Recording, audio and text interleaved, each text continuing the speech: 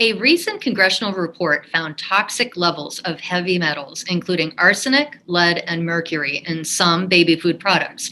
Needless to say, this has caused great concern for new parents. We're joined today by Dr. Mary Alice Reid, an Elkhart pediatrician at Beacon Medical Group, Bristol Street. Dr. Reid, what are the main concerns you've heard from parents, and what do you want them to know? Well, Heidi, a lot of the parents want to know, what do we feed our babies? How do we keep them safe? And so what we want them to know is, this is not like there's contaminant found in the baby food factory. This is ubiquitous. This is in our environment. And so we want to make sure that we're feeding kids as natural and close to the earth as we can. So homemade baby foods are great, but we also want to look at just key ways to decrease their exposure until we learn more about how we can solve this problem. And the FDA is investigating it, but they really haven't made any strong recommendations. If you look at what the American Academy of Pediatrics is doing, and there's some good things online, including something called, let me make sure I get it right, healthybabyfood.org. They cite some very simple things parents can do.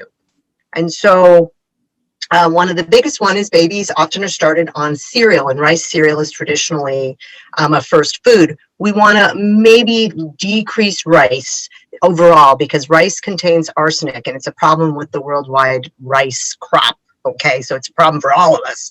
And so we want to do oatmeal, or we want to do some other cereals. And as they become toddlers and we're feeding our family, look at grits, polenta, look at millet, look at quinoa, other grains, so we're not so heavy on the rice. That also goes for infant snacks like puffs and toddler snacks, teething biscuits. A lot of them contain a lot of rice.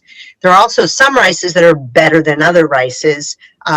We want to actually brown rice, although we consider that healthy. Brown rice actually has more of the heavy metals potentially, and especially arsenic, than white rice. And there's certain sources that are better, and you can find that again in this website. Other things to think about are fruit juices. So fruit juices should not be fed to babies and toddlers anyway. Give them whole foods, okay? Give them not apple juice, but a bit of apple or applesauce. Again, water and milk, and not fruit juices. They contain more of the contaminants that have been found in this study.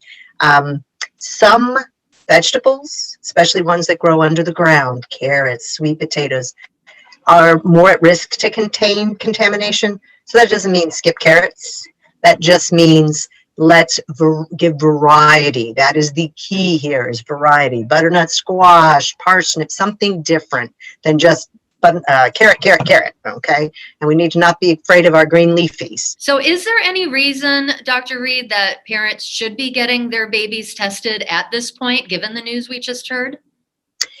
Not specifically for these things. What we need to do is come to our regular checkups, because all infants are checked at 12 months and 24 months for lead. That is because not only is it a risk in food, but in their environment. So that is one of the very important reasons that we go to our checkups.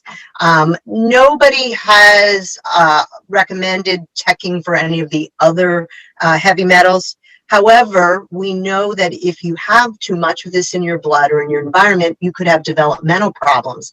And so screening kids for developmental issues, as well as feeding education and screening for lead, are part of well child care or well child checks. And that's why it's so important that even during COVID, when everyone's so afraid, that you bring your child to your pediatrician or your family doctor for their well visits, to be educated about feeding your child, to have them tested for lead, to have them screened for developmental issues, and then under the advice of your doctor, proceed from there. That's just what we do. When should you talk to your pediatrician? Would there be any reasons that you might be concerned? Would there be anything going on with your baby where you might sit back and think, I need to call my doctor? If you have developmental concerns, and the CDC actually has an app, and First Steps has some things online where you could look at developmental issues.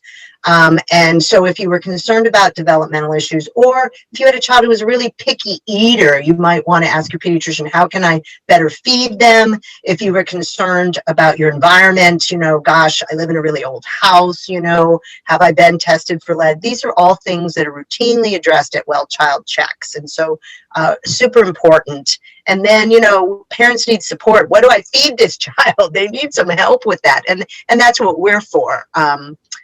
So hopefully visit your pediatrician or your family doctor for your well baby visits and get some information and find out how great a job you are doing as a parent.